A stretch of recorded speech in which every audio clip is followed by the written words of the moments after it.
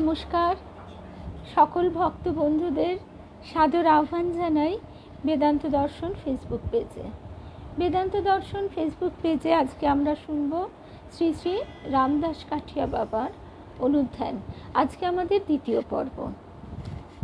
আমরা আগের সপ্তাহে শুনেছিলাম যে তিনি এবং তার গুরু দেবদাস মহারাজ তার প্রধান এবং প্রিয়তম শিষ্য রামদাস তাকে নিয়ে এসেছেন এক জায়গায়, একটি শহরাঞ্চলে। সেখানে আসন পেতে বসেছেন। রামদাস বাবাও বসেছেন কিছুটা দূরত্বে, আর কিছুটা দূরত্বে বসে আছেন তার গুরু। তা এবার সেখানকার লোকজন এসে তারা তো জানে না গুরু শিষ্যের সম্পর্ক, তাই তারা রামদাস কাঠিয়া বাবাকেই টাকা দিচ্ছেন। নবীন সন্ন্যাসী রামদাস কাঠিয়া বাবার চরণ তলে রেখে প্রণাম করলেন। রামদাস তিনি চমকিত ও শশব্যস্ত হয়ে উঠলেন। বললেন, সে কি কথা, আমার শ্রী গুরুদেব মহাসমর্থ তাপস দেবদাসজি মহারাজ স্বয়ং এখানে উপস্থিত। কোনো ভেট যদি দিতেই হয় তো তাকেই নিবেদন করা উচিত। যোগেশ্বর গুরুদেবের সাক্ষাতে তার নগণ্য শিষ্য আমি, এই টাকা কি করে নেব? কিন্তু দর্শনার্থী ভক্ত তিনি কিছুতেই ছাড়বেন না। তিনি অনেক কাকুতি মিনতি করে নবীন তাপসের চরণ প্রান্তে সেই টাকা কটি রেখে গেলেন। গুরুদেব পাশেই বসে আছেন। যখন সব ভক্তেরা চলে গেলেন তখন রামদাস কাঠিয়া বাবা কি করলেন, ভক্তটি চলে যাওয়া মাত্র রামদাসজি তার আসন ত্যাগ করে গুরুদেবের কাছে গিয়ে জোর হাতে তার চরণে টাকা কটি নিবেদন করে বলছেন, মহারাজ, এক ভক্ত দর্শনার্থী এই মাত্র এই ভেট দিয়ে গেল, কৃপা করে আপনি গ্রহণ করুন। গুরুদেব ক্রোধে একেবারে অগ্নিশর্মা হয়ে ফেটে পড়লেন। এ কোন ধরনের অশিষ্ট চেলা! স্বয়ং গুরু সম্মুখে থাকতে সে নিজেই পূজার ভেট গ্রহণ করেছে, এমনই ঔদ্ধত্য তার! রামদাসজি পড়লেন মহা ফাঁপড়ে। তিনি কিছুতেই বোঝাতে পারেন না যে এই ভেট তিনি কোনো মতেই গ্রহণ করতে চাননি, কিন্তু সেই দর্শনার্থী ভক্তটি তার কথা না মেনে ওটি রেখে গেছে, আর তিনি তো তা গ্রহণও করেননি। অবিলম্বে গুরুদেবের চরণে নিবেদন করতে এসেছেন। তার অন্তর বা বাহ্য কোনো দিক দিয়ে তিনি এটি গ্রহণ করেননি। তবে কেন গুরুজি এমন কঠোর হচ্ছেন? ক্রোধের অভিনয় ততক্ষণে সমাপ্ত হয়ে গেছে। দেবদাসজির বাইরের খোলস খুলে এবার প্রকাশিত হয়েছে করুণা ও দাক্ষিণ্যের রূপ। সহাস্য আননে শিষ্যের মাথায় হাত রেখে ব্রহ্মজ্ঞ মহাপুরুষ বলছেন, আরে বেটা, তুম ভি তো আভি সিদ্ধ হো গয়া।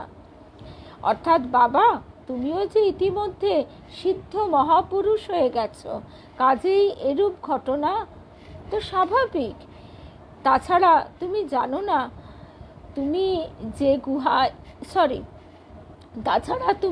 না তুমিও যে হয়ে পড়েছ আধ্যাত্ম জগতের এক বাঘ। এবার এক গুহায় আমাদের মতো দুই বাঘের থাকা তো আর ঠিক নয়। তো এই কথা বলে আশীর্বাদ করে তিনি তার প্রিয় শিষ্য রামদাসকে বললেন যে তুমি এবার পরিব্রাজনের পথে এগো। বৈরাগ্যময় জীবনের আহ্বানে বিচিত্র পথরেখা বেয়ে রামদাস সদ্গুরু দেবদাসজির চরণপান্তে এসে উপনীত হন। তার সেই পথের বাঁকে বাঁকে সমগ্র পরিক্রমার পশ্চাতে আত্মপ্রকাশ করে দৈবী শক্তির এক সুনির্দিষ্ট লীলা। গত সপ্তাহে আমরা এইখানেই শেষ করেছিলাম। আজকে আমরা শুনতে শুরু করব যে তার এই যে চলার পথ, সেই পথের কাহিনী। তার সমগ্র আধ্যাত্ম জীবনের নেপথ্যে সদা সঞ্চারমান রয়েছে গুরু কৃপা এবং ঐশী কৃপার আলোক সংকেত। সেই কাহিনী আজকে আমরা দ্বিতীয় পর্বে শুরু করছি।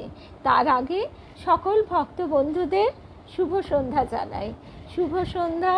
ঠাকুর মায়ের শ্রীচরণে সাষ্টাঙ্গ প্রণাম নিবেদন করে, শ্রী গুরুদেবকে স্মরণ করে আমরা শুরু করছি আজকের প্রসঙ্গ। আমরা অনেকে সমবেত হয়েছি, সবাই অনেকেই, আবিরা, জয়শ্রী, কেয়া, শুভ্রাদি, দুজন শুভ্রা মণ্ডল আর শুভ্রাদি, কাবেরী, রুদ্রাণী, চিনুদি, এই তো শুভ্রা, পলি, সোমা কি পুরীতে না ফিরে এসেছো? গত সপ্তাহে পুরীতে বসে শুনেছো, আর তার মানে ফিরে এসেছো এখন। শুভ সন্ধ্যা সঞ্চিতা, জয়শ্রী, লক্ষ্মী, অনিতা, বিলাসপুরের দিদি, মৌসুমী, শিখা, নিবেদিতা, শর্মিলা ত্রিবেদী, রূপশ্রী, রুমাদি, রুদ্রাণী, শাশ্বতী, সকল ভক্ত বন্ধুদের শুভ সন্ধ্যা জানাই। আর আগামীকাল স্নানযাত্রা, একটি বিশেষ পুণ্যতিথি। এই পুণ্যতিথিতে আমরা জানি বেলুড়ে আত্মারামের কৌটো, মাই তো এই কথাটি বলেছিলেন, তার যে পুত অস্থি আছে সেইটি স্নান করানো হয়। তিনি স্বয়ং জগন্নাথ।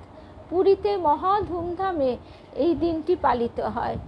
আর আমরা শারদেশ্বরী আশ্রমে সেই কাঠ, জগন্নাথের প্রত্যেকবার কাঠ এমনভাবে আসে যে বেশিও হয় না, কমও পড়ে না। কিন্তু জগন্নাথের ঘরণী যদি কেঁদে কেঁদে বলেন যে আমি বেঙ্গল, তুমি উৎকল, এই এত দূরে আমরা কি করে থাকব, তাহলে কি আর জগন্নাথ পারেন? তিনি তার প্রেয়সী ঘরণী দুর্গা মাকে নিজের প্রতিভূ রূপে এমনভাবে পাঠিয়ে দিলেন, সেই কাঠ বেশি হলো। তাই দিয়ে অপূর্ব সুন্দর জগন্নাথ, বলরাম, সুভদ্রা, এই ব্রহ্মমূর্তি, জগন্নাথের মূর্তিকে ব্রহ্মমূর্তি বলা হয়। তিনি শারদেশ্বরী আশ্রমে প্রতিষ্ঠিত আছেন। এই বিশেষ দিনটিতে সকলে, নারী পুরুষ সকল ভক্তই মাথায় জল ঢেলে স্নান করাতে পারে। জল নিয়ে যেতে হয় না, মায়েরাই জল দেন। এবার ফল ফুল মিষ্টি যা যে ভক্ত যেভাবে যা নিয়ে যেতে চায় অবশ্যই নিয়ে যেতে পারে। সকাল 9টা থেকে সকাল 11টা এই টাইমটুকু। তা যাই হোক, তাহলে কালকে আমরা শারদেশ্বরী আশ্রমে যারা যেতে পারবে তাদের তো কথাই নেই, আর যারা যেতে পারবে না আমাদের ভক্ত বন্ধুরা, তাদের জন্যে অবশ্যই কিছু গল্প আমরা শুনবো একসঙ্গে। আর যদি লাইভ করা যায় অবশ্যই দেখানোর চেষ্টা করব। লালজি নিচে আসবেন না, শুধু জগন্নাথেরই দর্শন। তাহলে আমরা এবার শুরু করি। কাঠিয়া বাবার চরণে সাষ্টাঙ্গ প্রণাম নিবেদন করি। আমাদের কল্যাণীর এক ভক্ত বন্ধু সেদিন ফোন করে আমাকে বলছেন যে এত আনন্দ হয়েছে যে কি বলবো, হঠাৎ করেই কাঠিয়া বাবার এই রকম অনুধ্যান শুনতে পেয়ে। তা অনেক ভালোবাসা নূপুরদি, জয়ন্তীদি, ছন্দা সরকার, শুভ সন্ধ্যা। তা সেই জন্যেই ভাবি যে আজকে আমাদের এই ঠাকুরের কৃপাতেই আমরা এইভাবে সকলের সঙ্গে সকলে কিভাবে যুক্ত হতে পারছি, সকলের মনের যে আনন্দ, এই সবই কিন্তু সেই মূল গঙ্গা শ্রীরামকৃষ্ণ স্রোত থেকে বিভিন্ন শাখা নদী উপনদীর মতো প্রবাহিত হয়ে সকলের প্রাণকে ধৌত করে দিচ্ছে। তাহলে এবার আমরা চলে আসি আমাদের আজকের প্রসঙ্গে। পূর্ব পাঞ্জাবের এক নগণ্য গ্রাম লোনাচামারি, অমৃতসর থেকে প্রায় 20 ক্রোশ দূরের পথ। এই গ্রামেরই এক বর্ধিষ্ণু গৃহস্থের ঘরে রামদাসের জন্ম। পিতা এক সম্মানিত ব্রাহ্মণ, গুরুগিরি করে তার সংসার চলে। নিতান্ত সরল ও অনাড়ম্বর জীবন, কিন্তু বাড়িতে কোনো কিছুর অনটন নেই। ক্ষেতের পর্যাপ্ত ফসল, 4-5টি মহিষের দুগ্ধে সুখে স্বচ্ছন্দে অনাড়ম্বরে এই পরিবারের দিন চলে যায়। পিতৃগৃহের নিকটেই এক পরমহংস সন্ন্যাসীর আশ্রম। বালক রামদাস মায়ের সঙ্গে প্রায়ই তার দর্শনে আসে। একদিন কিন্তু এই ক্ষুদ্র বালকের এক প্রশ্ন সকলকে বিস্মিত করে দেয়। শুভ সন্ধ্যা মধুরিমাদি, মিনুদি, শুভ সন্ধ্যা। পরমহংসজিকে সে জিজ্ঞাসা করে, বাবা মহারাজ, আপনার কাছে তো কত লোকই আসে, আর সবাই আপনার চরণে শির নত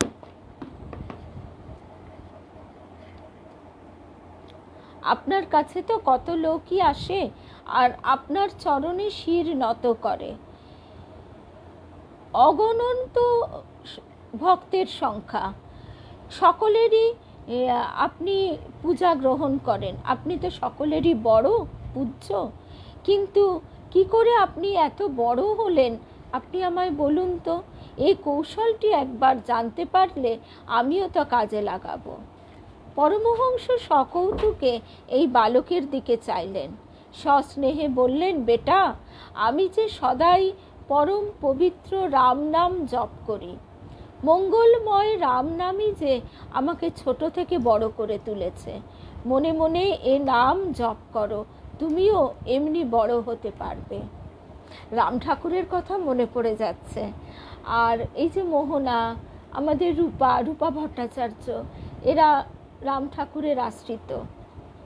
তারপরে আমার ছোট পিসিও রাম ঠাকুরের আশ্রিত ছিলেন, এবং এর আগেও ঘটনাটি বলেছি, খুব ছোট্ট করে বলি, কারণ ঠিক এইভাবে রাম নাম জপ করার কথা সেখানেও হয়েছিল। আমার ছোট পিসি, তখন আমার দাদু আর দেহে নেই, দুই পিসি তারা বিয়ে করেনি, আর ঠাকুমা, তিনজনে একসঙ্গে বেহালায় থাকতো।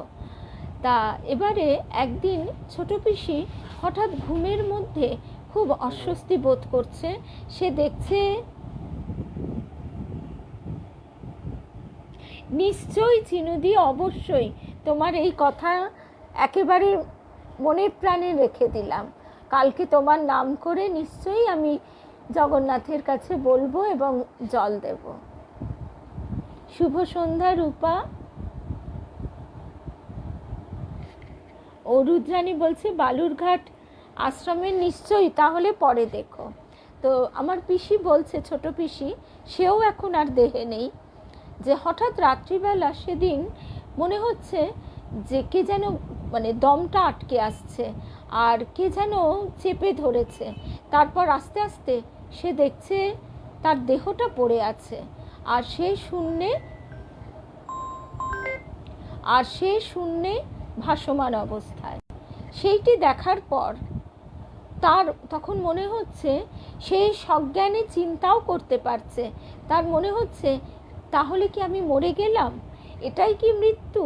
কিন্তু আমি যদি মরে যাই তাহলে তো আমার ছর্দি আর মায়ের খুব দুঃখ হবে, আমি তাদেরকে জানাতে পারলাম না।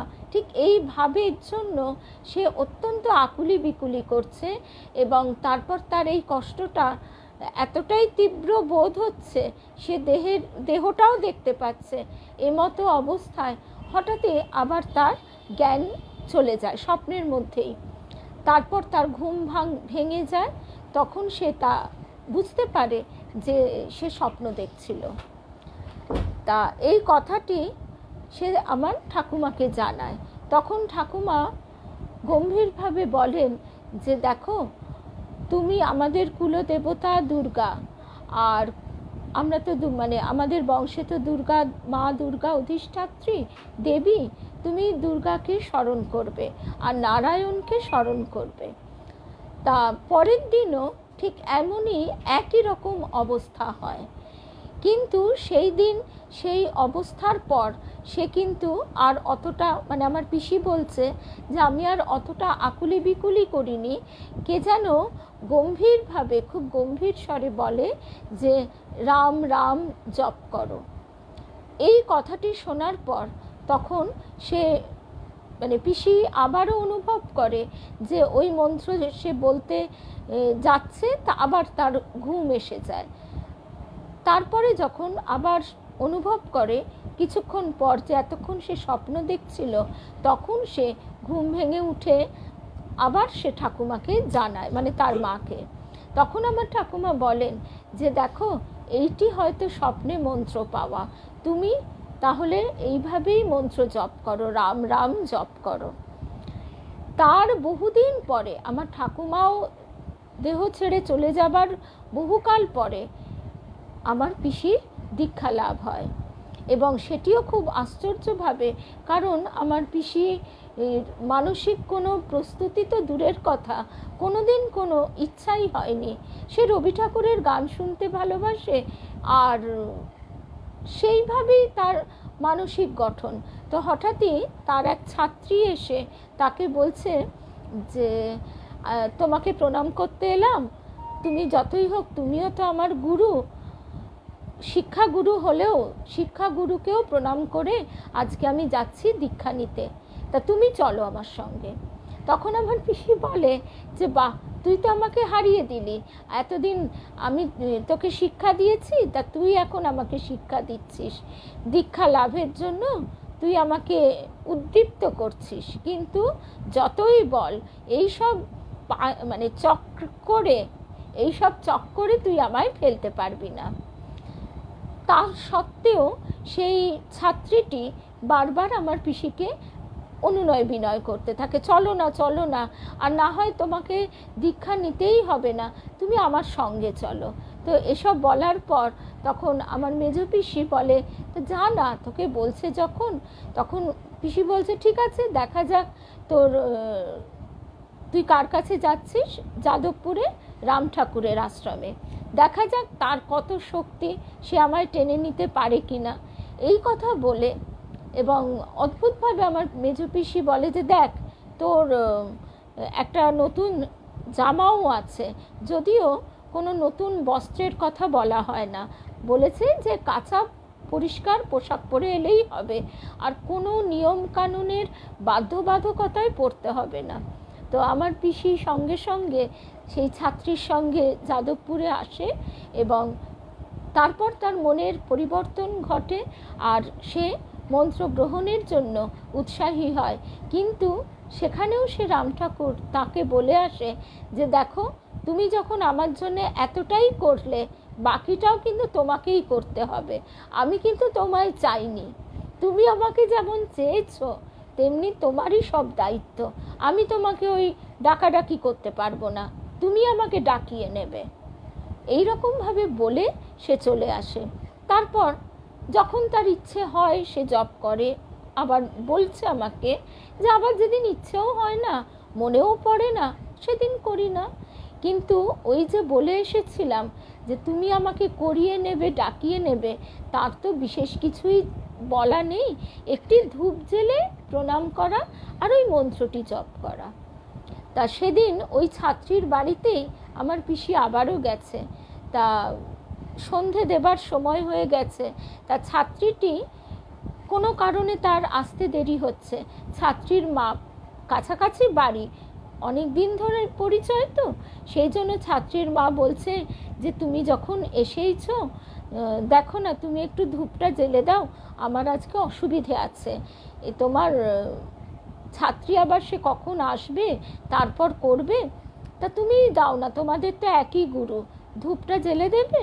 তখন আমার পিসি বলছে, আমি অবাক হয়ে ভাবলাম যে তোমার তো বেজায় কলকাঠি নাড়ার উপায়, তুমি ঠিক আমাকে দিয়ে করিয়ে নিলে। তো এইভাবে ওই ঠাকুরও আমাদের ঠাকুরও কিন্তু এমনি করেই তিনি বলছেন, আমার গুরুদেব দেবী মায়ের কাছে শোনা, ঠাকুর বলছেন আমাকে বুঝলি, কেউ আমাকে স্থান দেয় না, আমি কোনো রকমে একটুখানি জায়গা করে ঢুকি, তারপর ঠেলে ঠুলে জায়গা করে নিই। আসলে আমরা এই খেলার মোহে, সুখের মোহে ভুলে থাকি। তা যাই হোক, এখানে এই রামদাস কাঠিয়া বাবা, তার হচ্ছে সিদ্ধ জন্ম, তিনি এই জন্মে যে সিদ্ধি লাভ করবেন, তাই একেবারে শিশুকাল থেকেই তার মনের গতি অন্যরকম। শুভ সন্ধ্যা কুমকুমদি, সোমা, শুভ সন্ধ্যা। তা ওইটুকু ছেলে সকলে সাধারণ নানাবিধ জিনিস চায়, কিন্তু তার হঠাৎ মনে হলো যে তোমার এই মানে সে ওই পরমহংসকে বলছে যে আপনি যে এত বড় হলেন এইটি কি করে হলেন আমায় বলুন তো। অনেক ভালোবাসা মিনতি। পরমহংস সকৌতুকে এই বালকের দিকে চাইলেন, সস্নেহে বললেন, বেটা, আমি যে সদাই পরম পবিত্র রাম নাম জপ করি। শুভ সন্ধ্যা তৃপ্তি। মঙ্গলময় রাম নামই আমাকে ছোট থেকে বড় করে তুলেছে। মনে মনে এ নাম তুমিও জপ করো, তুমিও এমনি বড় হতে পারবে। বালক চুপ করে, শুভ সন্ধ্যা শ্রাবণ। বালক চুপ করে কি যেন ভেবে নেয়, তারপর জানায় এই রামনামই সে জপ করা শুরু করবে আর হয়ে উঠবে পরমহংসজির মতো এমনই এক বড় সাধু। পূর্বজন্মের শুভ সংস্কার জেগে উঠল। সেদিন থেকেই রামদাসের অন্তরে আবর্তিত হতে লাগলো পবিত্র রাম নামের প্রচ্ছন্ন জপমালা। পিতার মহিষকটি মাঠে বিচরণ করতে যায়। রামদাস পাঁচনি হস্তে, অনেক ভালোবাসা রীতাদি। রামদাস পাঁচনি হস্তে, মাঝে মাঝে পাঁচনি মানে ওই ওদের হাতে, রাখালদের হাতে যে লাঠিটি থাকে তাকে বলে। মাঝে মাঝে তাদের সেই মহিষ দলের সঙ্গে যায়। তখনও সে নিতান্ত ক্ষুদ্র বালক, 7-8 বছরের বেশি হবে না। তার মানে আমরা বুঝতেই পারছি নিতান্ত শিশুকালেই তার মনে এই প্রশ্ন জেগেছে যে পরমহংসজিকে বলছে যে আপনি এত বড় হলেন কি করে। একদিন সে মাঠের মাঝখানে এক বটগাছের ছায়ায় বসে আছে। হঠাৎ সেখানে কোথা থেকে এক জটাজুটো সমন্বিত সাধু এসে উপস্থিত। শুভ সন্ধ্যা সাহানা। সন্ন্যাসী বড় ক্ষুধার্ত। রামদাসকে তাড়াতাড়ি কিছু আহার্যের জোগাড় করতে তিনি বললেন। বালকের উৎসাহের সীমা নেই।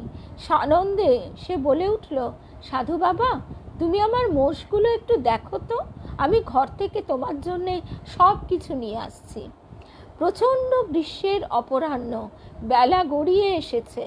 ঘরে বাবা মা দুজনেই দুপুরবেলায় নিদ্রিত হয়েছেন। তখনও তাদের নিদ্রাভঙ্গ হয়নি। বালক রামদাস চুপি চুপি ভাঁড়ার খুলে প্রচুর ময়দা, চিনি ও ঘি নিয়ে দৌড়ে দৌড়ে বৃক্ষতলে ফিরে এলো। তার এই সেবানিষ্ঠা দেখে সাধু বড় প্রসন্ন হলেন।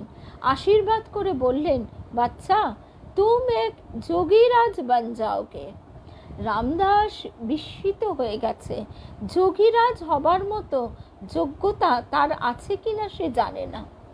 ব্যস্ত সমস্ত হয়ে সেই বালক উত্তর দিল, কিন্তু সাধু বাবা, আমার বাবা রোজ প্রায় 10 সের করে মোষের দুধ পান করেন। আমিও তেমনি তার সঙ্গে বসে 2 বেলা 5 সের করে দুধ উড়িয়ে দিই।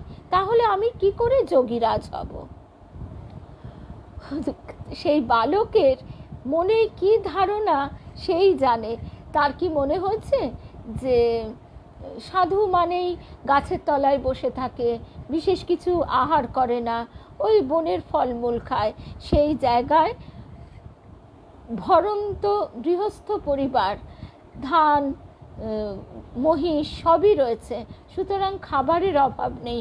বাপ ছেলে সবাই অফুরন্ত পর্যাপ্তেরও বেশি দুধ রোজ খেতে পাচ্ছে।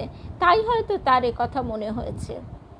অতিথি সন্ন্যাসী সহাস্যে দক্ষিণ হস্তটি উত্তোলন করে বলছেন উদার দাক্ষিণ্য ভরা কণ্ঠে, বাচ্চা, हमारा वचन से तुम जरूर जोगीराज होगे।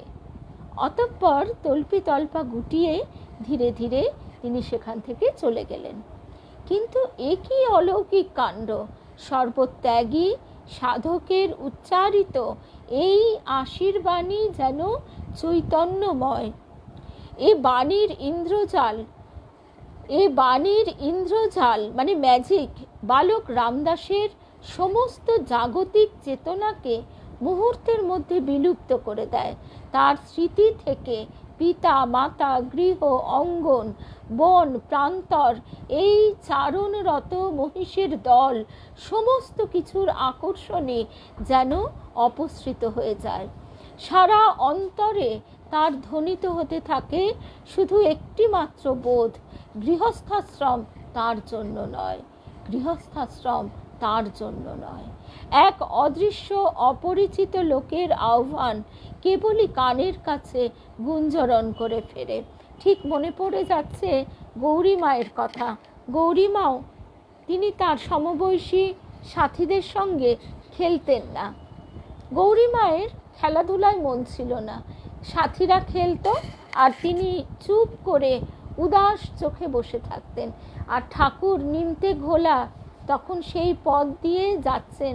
যেতে যেতে গৌরী মাকে দেখে তার মাথায় হাত রেখে বলছেন, কৃষ্ণে ভক্তি হোক।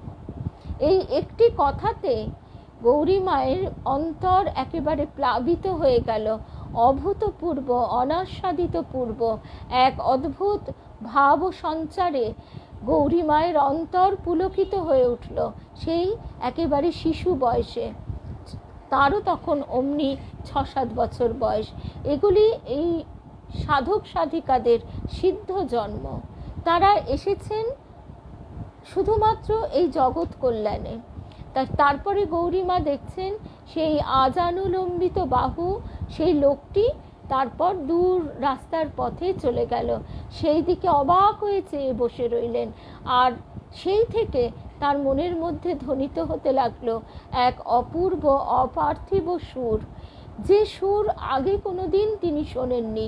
এবং সেই সুরে তিনি এমনই পাগল হয়ে গেলেন যে ওইটুকু ছোট মেয়ে একা একা সেই সাধু দর্শনের জন্য বেরিয়ে পড়লেন। তখন সমাজ এরকমই ছিল। তাদের এক আত্মীয়ের বাড়ি ছিল ওই নিমতে ঘোলা। সেইখানে গিয়ে তিনি সেখান থেকে কচু বনের ভেতর দিয়ে খুঁজে খুঁজে দেখলেন একটা ছোট্ট চালা ঘর। একটু হাত ছোঁয়াতেই দরজা খুলে গেল, ভেজানো ছিল সেই দরজা। ঢুকে দেখছেন তামা আগুনে দিলে যেরকম লাল রং হয় ওই রকম রক্তিম আভায় ঘরটি পরিপূর্ণ। আর সেই পূর্বদৃষ্ট সাধুটি সেখানে বসে আছে, চুপ করে দাঁড়িয়ে আছেন গৌরী মা। তারপর যখন আস্তে আস্তে সাধুর সম্বিত ফিরল, একটু একটু করে চোখ মেলে তিনি দেখে বলছেন, তুই এসেছিস? অর্থাৎ তিনি যেন জানতেনই যে সেই মেয়েটি আসবে। তারপরেই ঠাকুর তাকে দীক্ষা দান করেন। আর তার পরের দিন, দীক্ষা দানের পরের দিন, তার বাড়ির লোক তাকে খুঁজতে খুঁজতে এসে দেখতে পায়। সেই আত্মীয়ের বাড়ি থেকে কোনো রকমে তাকে ওই নিমতে ঘোলার কচু বন থেকে উদ্ধার করেন। তখন ঠাকুর তাকে বলে দেন তাদের যে একে কিন্তু ধরে রাখা যাবে না, হলদে পাখি। অর্থাৎ এর অন্তরের রঙই হচ্ছে গেরুয়া, আর বকো না তোমরা একে। তো আর গৌরী মাকে বলে দিয়েছিলেন যে আবার দেখা হবে গঙ্গার তীরে।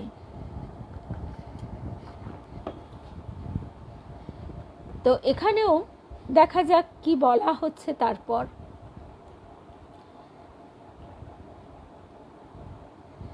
তারপর থেকে এক অদৃশ্য অপরিচিত লোকের, লোক মানে কি কোনো একটা স্তর, প্লেন, লোক মানে কোনো ব্যক্তি নয়, আহ্বান কেবলই কানের কাছে গুঞ্জরণ করে ফেরে। 7 বছরের বয়স্ক বালকের অন্তরের এই প্রতিক্রিয়া সত্য সত্যই বড় বিস্ময়কর। পরবর্তীকালে রামদাস কাঠিয়া বাবা তার বাল্যজীবনের এই অনুভূতির কাহিনীটি তার ভক্ত শিষ্যদের কাছে বারবার সোৎসাহে বিবৃত করতেন।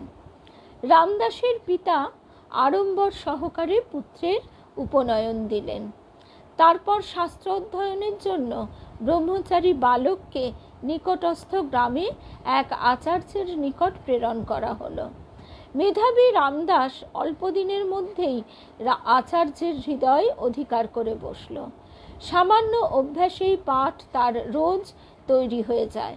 তারপর মালাটি হাতে নিয়ে সে নিবিষ্ট হয় অভ্যস্ত রাম নাম জপে। ঈর্ষাপরায়ণ একদল সহপাঠী একদিন আচার্যের কাছে নালিশ জানায় রামদাস তার কোনো পাঠেই মনঃসংযোগ করে না, গুরুর বাক্য অবহেলা করে সে শুধু শুধু বসে বসে মালা ঘোরায়। রামদাসকে তখনই ডাকা হলো, কিন্তু আচার্য পরীক্ষা করে দেখলেন কোনো পাঠই তার আয়ত্ত করতে বাকি নেই। নিজের পাঠ সমাপ্ত করে তবেই রোজ সে তার নিয়মিত জপ সাধনে নিরত থাকে। তাহলে তার দোষ কোথায়?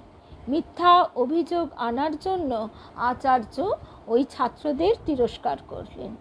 এরপর থেকে আচার্য গৃহে শিক্ষার্থী রামদাসের প্রতাপ প্রতিপত্তি আরও বেড়ে যায়।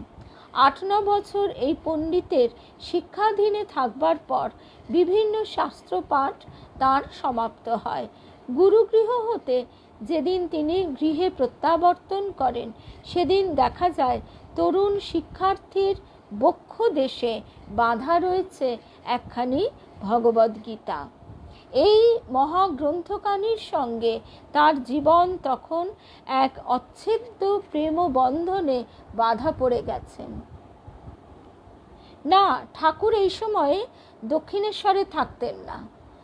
এই সময় তিনি ঝামাপুকুরে তার দাদার সঙ্গে, ওই ঝামাপুকুর যেটি রাজবাড়ি নামে খ্যাত, ঝামাপুকুর রাজবাড়ি, সেই বাড়িতে তিনি 2 বছর 3 মাস মতন বাস করেছেন। এবং এই রকম সময়টার মধ্যেই গৌরী মায়ের সঙ্গে তার সাক্ষাৎ হয়। তখনও ঠাকুরের ওই আপন সাধনা চলছে, তখনও তিনি ওই দক্ষিণেশ্বরে সেইভাবে যুক্ত হননি। কারণ প্রথম দিকে তার ইষ্টনিষ্ঠা তাকে দক্ষিণেশ্বরে কৈবর্তের অন্নগ্রহণে অন্তর থেকে বাধা দিয়েছিল। আমরা লীলা প্রসঙ্গ অনুধ্যানে সে কথা শুনেছি। সেটি কিন্তু তার অনুদারতা নয়। স্বামী শারদানন্দজি মহারাজ খুব সুন্দর করে আমাদের বুঝিয়ে দিয়েছেন যে এইটি হচ্ছে ইষ্টনিষ্ঠা।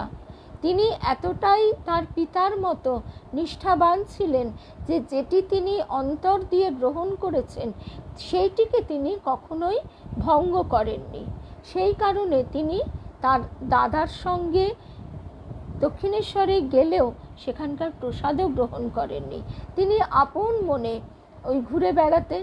এবার ঘুরে বেড়ানো মানেই তো মাকে দেখবার জন্য ব্যাকুল হওয়া। আর ঠাকুর তো অবতার, তার সাধন হচ্ছে আমাদের জন্য। তো এই সময়ই তিনি গৌরী মাকে দীক্ষা দান করেন। গৌরী মা বলে যে বইটি আছে, সেই বইটি পারলে সংগ্রহ করো। দুর্গাপুরী দেবীর লেখা।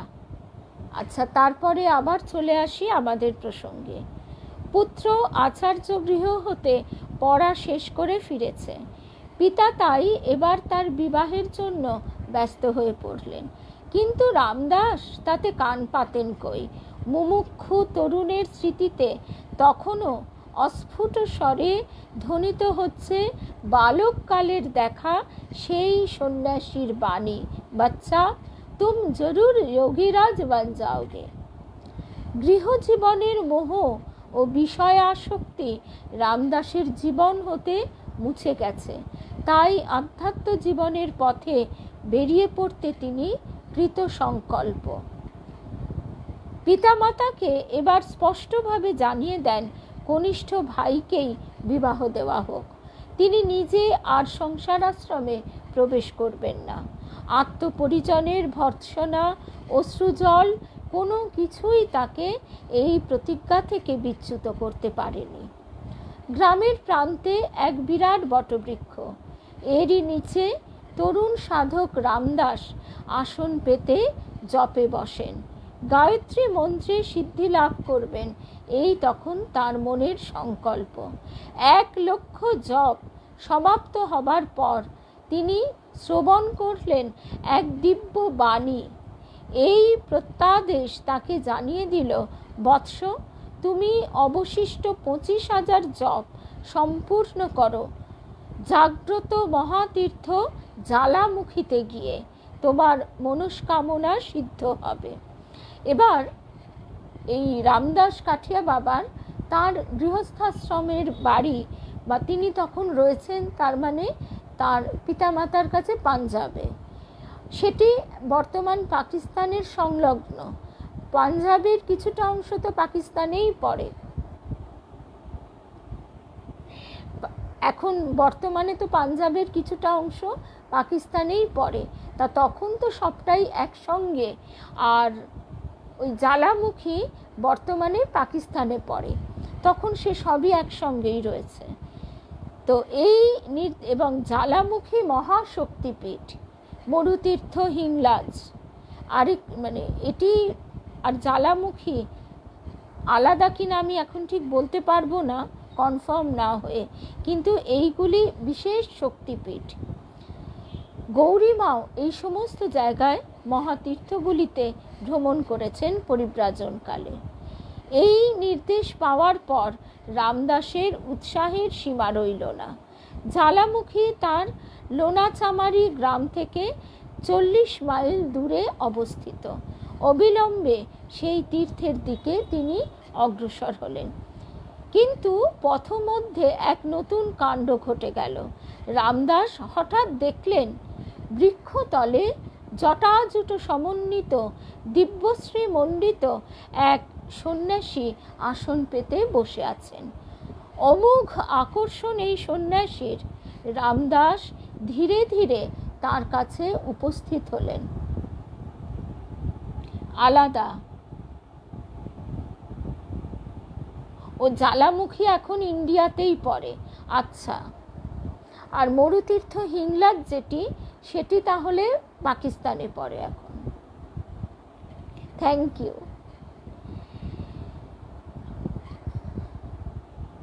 হ্যাঁ, এই তো কাবেরীও বলছে, রুদ্রাণীও বলছে, দুটি আলাদা সতীপীঠ। আর এই তার মধ্যে এই মরুতীর্থ হিংলাজটি হচ্ছে তার মানে ওই এখন বর্তমান পাকিস্তানে।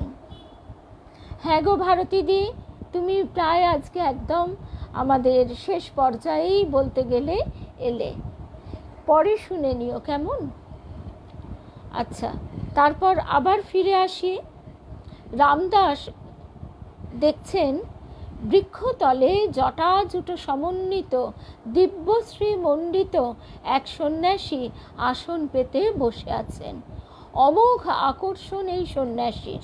রামদাস ধীরে ধীরে তার কাছে উপস্থিত হলেন। সঙ্গে সঙ্গে জেগে উঠল আবারও পূর্বজীবনের সংস্কার। এ সন্ন্যাসী যেন কত কালের আপনজন। ভাবাবিষ্ট হয়ে তিনি তার চরণতলে নিপতিত হলেন। ফলে জ্বালামুখী তীর্থে বসে তপস্যা করার সংকল্প একেবারেই পরিত্যক্ত হয়ে গেল। মুমুক্ষু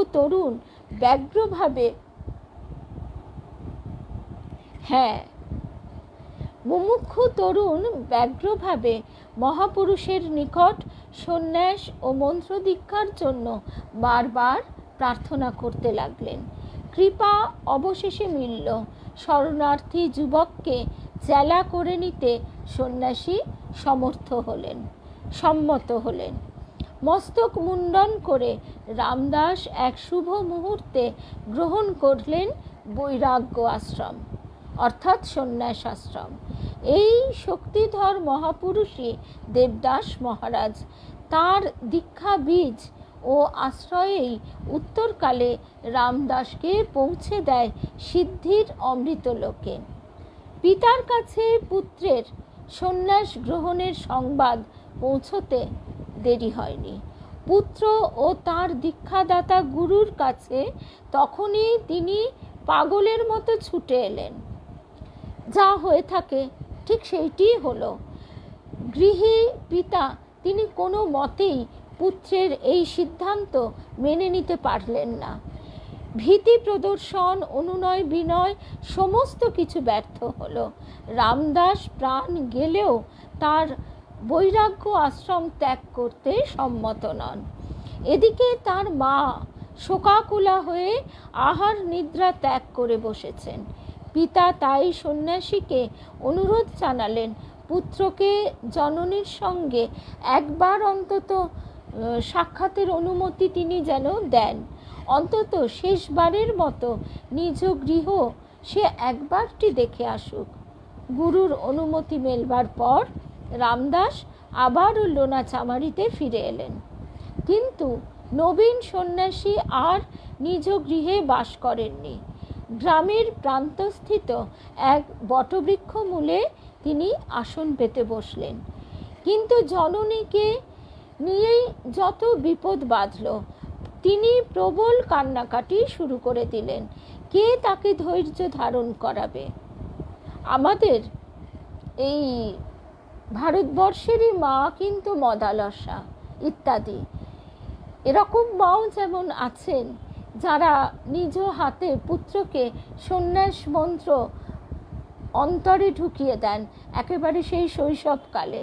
আবারও এমনও আছে যে তিনি যাতে পুত্র গৃহত্যাগ না করেন, তিনি আকুল হয়ে কান্নাকাটি করে ধৈর্য ধারণ করতে পারেন না।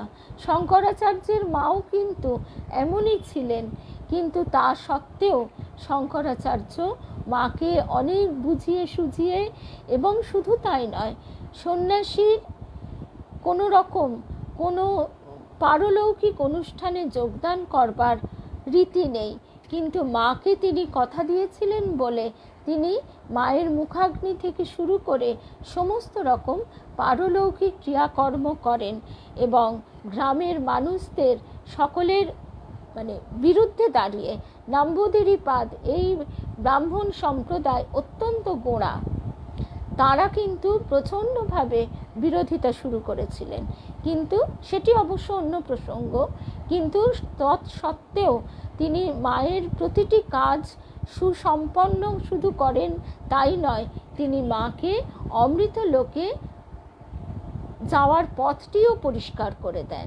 মা সানন্দে যদিও তার পার্থিব জীবন অনেক দুঃখময় কেটেছে, কিন্তু শেষকালে তিনি হাসতে হাসতে সেই সিদ্ধ ধামে তার আত্মা শান্তি লাভ করে। তার কি বলবো, শঙ্করাচার্যের মতন পুত্র লাভের কারণেই এইটি এইটি ঘটতে পেরেছিল, সম্পন্ন হয়েছিল।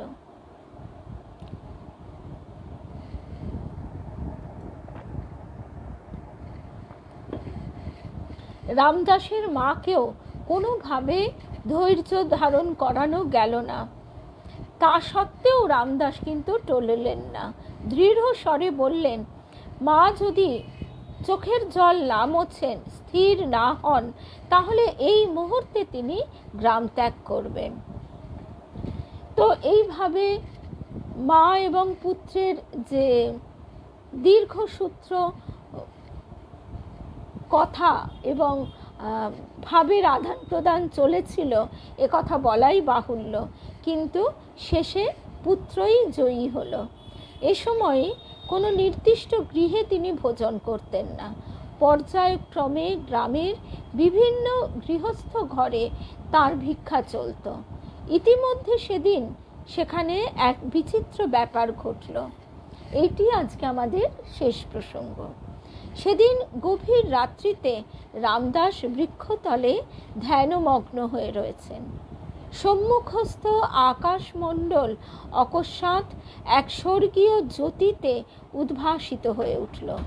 স্বয়ং গায়ত্রী দেবী, ওই যে তিনি গায়ত্রী মন্ত্র জপ করতেন, সেই গায়ত্রীর কৃপা হয়েছে। গায়ত্রী দেবী গভীর রাত্রিতে সম্মুখস্থ আকাশমণ্ডল স্বর্গীয় জ্যোতিতে উদ্ভাসিত করে তরুণ সাধকের সম্মুখে আবির্ভূতা হলেন। বললেন, বৎস, তুমি গায়ত্রী মন্ত্রে সিদ্ধ হয়েছ। আমি তোমার প্রতি আজ প্রসন্না। তুমি তোমার ঈপ্সিত বর প্রার্থনা করো। করজোড়ে রামদাস উত্তর দিলেন, মা, আমি যে এখন সন্ন্যাসী হয়েছি, কামনা বাসনা আমার থাকতে নেই, প্রার্থনার প্রয়োজনও তাই দেখছি নে। আমার অন্তরের এই শুধু প্রার্থনা, তুমি আমার প্রতি সদা প্রসন্ন থাকো। তথাস্তু। তথাস্তু বলে দেবী অন্তরিক্ষে মিলিয়ে গেলেন। রামদাসের কাছে গ্রামের বহু নরনারী তখন আনাগোনা করছে।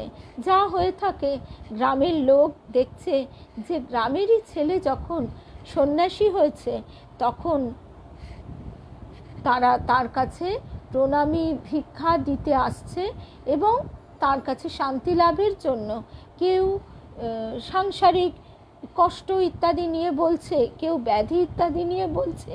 সে এক মহা শোরগোল পড়ে গেছে। রামদাসের কাছে এইভাবে এত মানুষের আনাগোনা যে তিনি মহা বিপদে পড়লেন। তার মধ্যে আরও মস্ত বড় বিপদ এসে হাজির হলো। এক সুন্দরী তরুণী রামদাসকে দেখে মুগ্ধ হলো। তাকে সে প্রলুব্ধ করতে থাকে। রমণীর বাস এই গ্রামেই। রামদাসের সে পূর্ব পরিচিতা। বারবার সতর্ক করা সত্ত্বেও তাকে প্রতিনিবৃত্ত করা কঠিন হয়ে পড়ে। কিছুতেই তাকে তার বাড়ির লোক শুধু নয়, তার গ্রামের লোক, প্রতিবেশী সবাই নিষেধ করে যে তুমি এইভাবে একজন সন্ন্যাসীর কাছে কখনোই যেতে পারো না।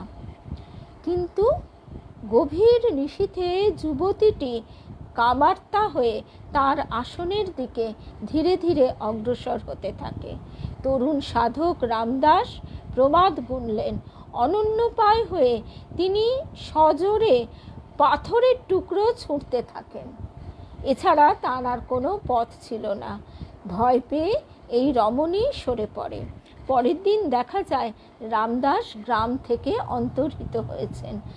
আর কখনো তিনি জন্মভূমিতে পদার্পণ করেননি। এইবার সাধক জীবনে পরিব্রাজনের পালা। গুরুর নির্দেশে বহু তীর্থ ও জনপদ ঘুরে ঘুরে তাকে দীর্ঘদিন কাটাতে হয়।